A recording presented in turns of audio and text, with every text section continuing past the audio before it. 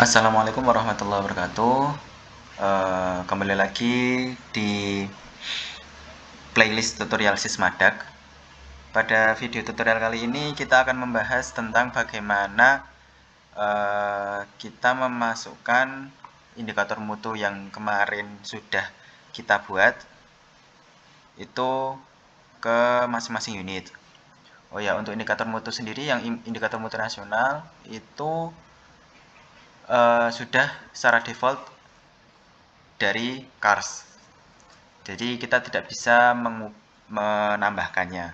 Sedangkan untuk yang indikator mutu lokal itu kita bisa menambahkannya dengan daftar mutu lokal.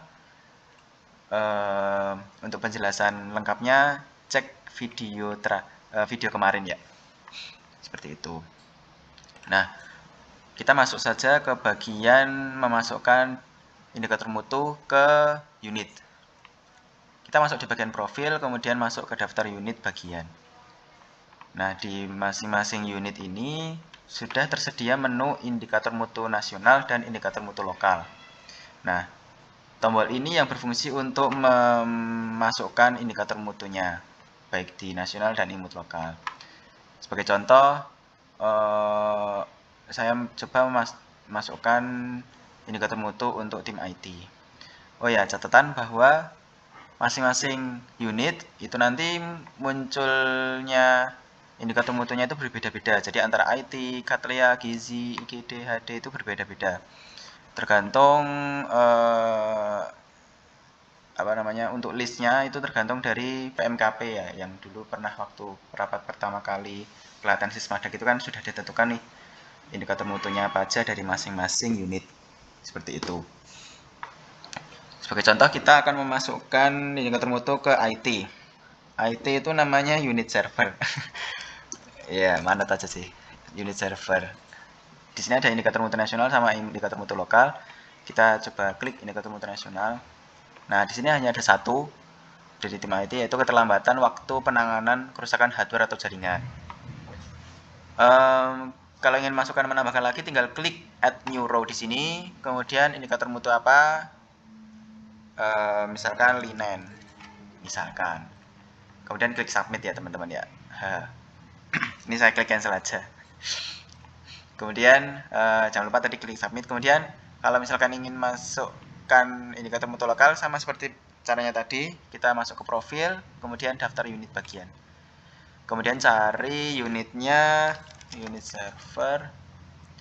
Di sini masukkan indikator mutu lokal. Kemudian klik point plus di sini. Kemudian masukkan indikator, misalkan kepatuhan perusahaan pengolahan limbah terhadap perjanjian dengan rumah sakit. Kemudian klik submit gitu teman-teman. Nah, ingat masing-masing unit itu berbeda-beda indikator mutunya. Nanti ketika dicek di menu indikator mutu di masing-masing unit nanti akan berbeda-beda.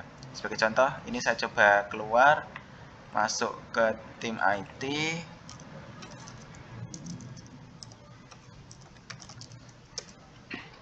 Nah, di sini ada menu indikator mutu, di sini ada indikator mutu nasional, manajemen klinik wajib, sama imut lokal. Nah, manajemen di sini, nah ini hanya ada satu ya teman-teman ya. Nah, ini coba kita klik indikator area klinik.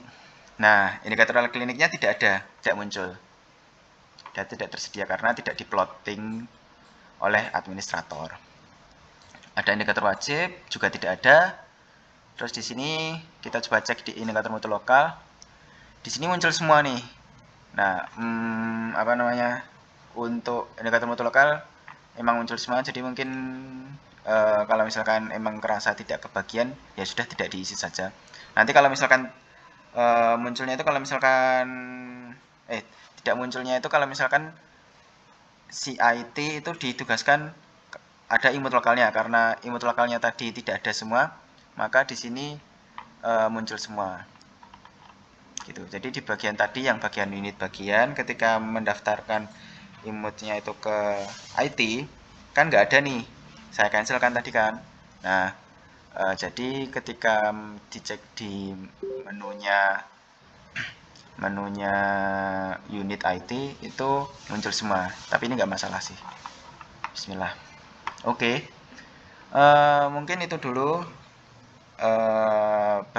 penjelasan tentang bagaimana cara memasukkan indikator mutu ke apa namanya, ke unit. Oh ya, coba cek lagi ya. Contohnya siapa ya? HD misalkan.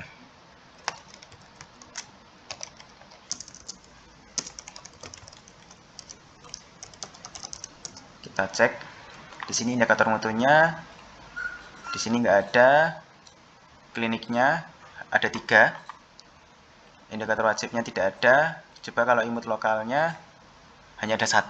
Nah, ini contoh kalau misalkan indikator mutu lokalnya diisi ya, karena tadi di IT tidak diisi, tidak di plotting, jadinya muncul semua. Tapi kalau sudah diisi, nah ini cuma 1 muncul nih, kepatuhan perusahaan TMJ terhadap perjanjian dengan Banyu Bening di bidang layanan HD.